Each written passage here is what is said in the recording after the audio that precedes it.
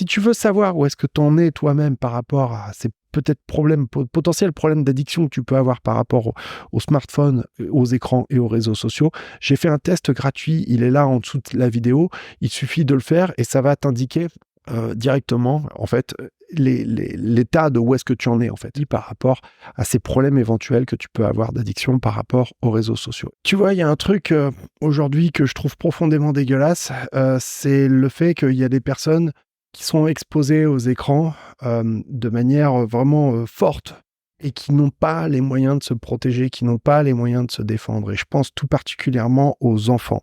Je voudrais qu'on imagine deux situations. Tu as deux gamins dans une voiture, d'accord? Ils sont à l'arrière, il y a papa, maman qui sont à l'avant, et c'est le père ou la mère qui conduit, on s'en fout, peu importe.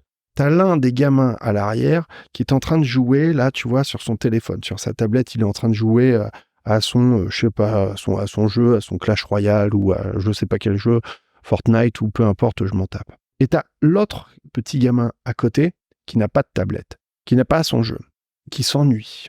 Qu'est-ce qui va se passer? Il y en a un qui s'ennuie, c'est un peu pénible, mais bon, voilà. Et il y a l'autre qui est dans son jeu, il est en train de s'éclater à son jeu vidéo. Celui qui s'ennuie, qu'est-ce qui va se passer? Il va commencer à regarder par la fenêtre. Et puis, il va commencer à chercher des choses comme ça, à regarder le paysage, à s'intéresser à ce qu'il y a autour de lui. C'est un peu ennuyant, mais bon, il y a le paysage qui passe. Puis à un moment donné, il va lever la tête, il va voir les nuages. Et en regardant les nuages, il va commencer à voir des formes un peu bizarroïdes. Il va voir un crocodile, puis après il va voir une espèce de mouton ou je sais pas quoi. Il va en fait utiliser sans même en avoir conscience, son imagination pour créer des choses, pour inventer des choses, et il va développer sa capacité à imaginer, à penser, à rêver. Et c'est ça que je trouve profondément injuste. C'est qu'au fond, parmi ces deux enfants, on a l'impression qu'il y en a un qui est plus avantagé, heureux que l'autre, parce qu'il a la chance de jouer à son jeu vidéo, et j'ai rien contre les jeux vidéo, c'est cool de jouer aux jeux vidéo, mais encore faut-il avoir de la mesure. Si le gamin, il a tout le temps son jeu vidéo et qu'il n'a pas la possibilité, l'occasion de pouvoir s'ennuyer pour regarder par la fenêtre et laisser son imagination s'envoler, créer des formes et inventer, eh bien, ce petit gamin, pour moi, il est en danger. Parce que qu'est-ce que ça va donner plus tard? Ça va donner des formes d'addiction qui sont parfaitement documentées. Et chez les enfants, ça s'apparente particulièrement à des cas d'autisme, à des syndromes d'autisme. Alors à ce moment-là, il faut l'accompagnement d'un professionnel de santé. Tu vois, on rentre dans des trucs. Voilà. Moi, je fais gaffe par rapport à ça. Je suis père de famille aujourd'hui, donc je suis concerné par la problématique de l'exposition des plus jeunes aux écrans et aux smartphones et aux tablettes, etc., etc. Parce que le truc qu'il faut bien comprendre, c'est que ces machins-là, téléphone, smartphone, tablette, etc., on le sait que c'est addictif, on le sait que ça rend accro.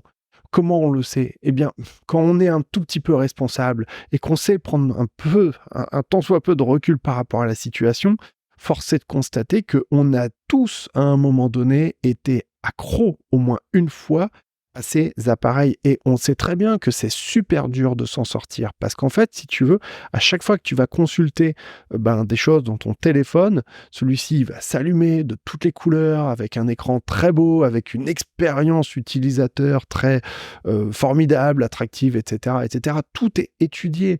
Le moindre son, le moindre bouton, la moindre icône, tout est étudié par des gens qui font des réunions, etc., et qui investissent beaucoup d'argent parce qu'ils savent que l'intérêt, c'est que tu utilises cet appareil qui nous sert à tout d'ailleurs et qui est devenu indispensable, c'est devenu une extension de notre main.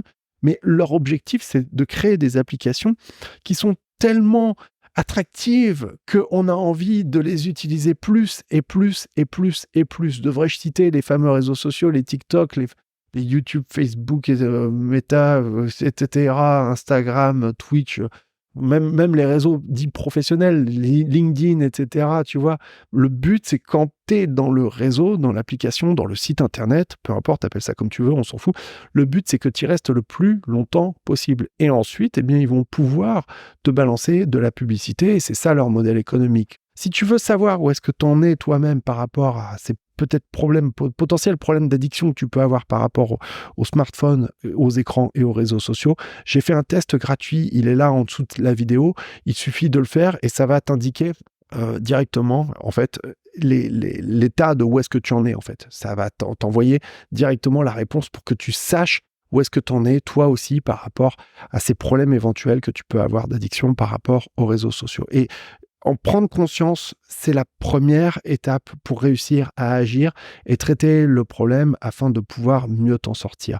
Et c'est ça le message vraiment positif que je souhaite te partager dans cette vidéo, c'est qu'il y a des solutions efficaces qui ont fait leur preuve depuis très longtemps et qui permettent justement de revenir à une forme de contrôle. Il ne s'agit pas d'y aller à la dure en se disant « bah oui, ça y est, je vais tout dégager, etc. » Même si ça peut faire partie des choses qui sont importantes à mettre en place, ça n'est pas suffisant parce que si tu te contentes de dégager les applications et de sortir de chez toi sans avoir le téléphone, ce qui va se passer, c'est qu'il y a de fortes chances que tu finisses par craquer, retomber dans les travers et ça va être encore pire, quoi.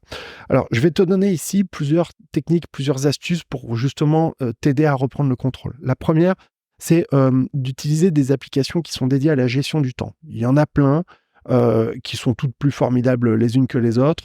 La plupart de ces applications, elles vont fonctionner de la manière suivante, c'est-à-dire qu'une fois qu'elles sont activées, eh bien, ça va t'empêcher d'accéder à certaines applications. Alors, tu as des extensions pour les navigateurs sur le PC, sur l'ordinateur, tu en as aussi pour le smartphone, etc. Tu en as de toutes sortes. Mais l'idée, en fait, c'est que pendant une période donnée, mettons 45 minutes, eh bien, tu puisses ne pas être perturbé du tout, ni tenté par, et quand bien même tu serais tenté, tu pourrais pas y accéder à tel ou tel appareil. Ça permet justement de récupérer une manière de se focaliser, en fin de compte, si tout particulièrement si comme moi tu travailles sur l'ordinateur, c'est parfois difficile de ne pas être tenté d'aller cliquer sur un truc, etc. Donc, faut se faire violence. Et ces petits outils sont une première étape pour t'aider à conscientiser l'usage de l'appareil. C'est ça qui est super important. C'est que, au pire, tu peux stopper cette minuterie qui va bloquer les applications, etc. Tu peux le désactiver. Mais le désactiver nécessite que tu prennes conscience du fait que tu le désactives pour pouvoir accéder aux autres, tu vois. Donc, la première étape, c'est de réussir à conscientiser ton usage des écrans, des réseaux sociaux et aussi évidemment du smartphone, tu l'auras bien compris. La deuxième étape, c'est de te dire un petit peu que tu vas refuser de laisser rentrer certains types de nourriture chez toi. Je m'explique. On sait très bien que pour toutes les personnes qui cherchent à perdre du poids, la manière la plus efficace, ça consiste à ne pas pouvoir avoir accès facilement à certains types de nourriture. Voilà. Si par exemple, tu adores manger des biscuits et des gâteaux, et que tu veux ne pas manger de biscuits ou de gâteaux, le plus simple, c'est de refuser de manière stricte et radicale de laisser les biscuits et les gâteaux rentrer chez toi. Je pense que là-dessus, on est tous à peu près d'accord. À ce moment-là, combien même t'en auras envie, il y en a pas, il y a que des pommes et des bananes. Donc, tu iras manger une pomme et boire un verre d'eau. Voilà, ça te fera pas de mal. Voilà un petit peu l'approche qu'on peut avoir et de te dire que du coup, tu pourrais très bien te réorienter vers ce qu'on appelle les dumb phones, c'est-à-dire un téléphone un peu bébête, tu vois, qui a moins de fonctions, des fonctions restrictives, de manière à empêcher les réseaux sociaux de pouvoir te perturber. C'est une autre technique qui n'est pas incompatible avec la première. Il y en a une autre aussi qu'il faut aussi appliquer, c'est d'essayer au maximum de trouver du plaisir et de faire en sorte que l'ennui, d'une certaine façon, revienne dans ta vie. Je m'explique. Il y a plein de gens qui ont une espèce de phobie de l'ennui. Et reprends un peu l'exemple de nos deux petits-enfants. Il y en a un qui s'ennuie et il y en a un autre qui ne s'ennuie pas. Apprendre à s'ennuyer, c'est embêtant, c'est pas quelque chose de positif a priori. Et pourtant, c'est quelque chose de génial. C'est une manière justement de redécouvrir notre environnement, de relever le nez, de regarder ce qui se passe autour de soi et de voir des choses peut-être que tu ne vois plus depuis si longtemps. Et c'est une première étape aussi pour te reconnecter avec les gens, avec ta famille, avec tes amis et avoir des liens, des discussions qui vont être profondes, intimes et intenses. C'est ça l'objectif, c'est de se dire que finalement, on peut sortir de l'addiction et utiliser ce temps, ce qui était un problème, etc., on peut le réorienter vers des activités sociales, pour le coup, vraiment sociales, qui vont te permettre d'avoir des nouveaux échanges avec peut-être même des nouvelles personnes. En France, en plus, c'est génial, il y a un tissu associatif qui est formidable, qui est vraiment très fort.